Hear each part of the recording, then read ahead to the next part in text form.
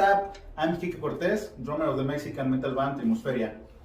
We are an alloy metal band where we mix metal with national music.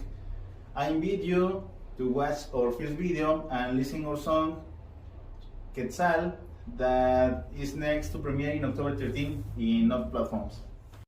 And well, I, like many drummers around the world, use Collision Drumsticks, which are unique. The grip they have, the balance weight, how resistant they are. If you are a drummer, you should definitely use Collision Drumsticks.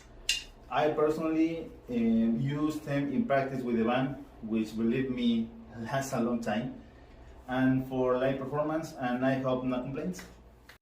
I use custom drumsticks 7A with Acron tip.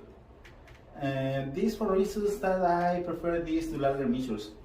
Even playing metal, they give me the duration and endurance I need. The artist team of Collision Drumstick use my band's logo as well as a personal logo, and they look it good. Look this. Now you will see a bit of a live performance of the song Quetzal that I told you at the beginning of this video. And well, I'm Kike Trimusferia. Greetings to all who see this.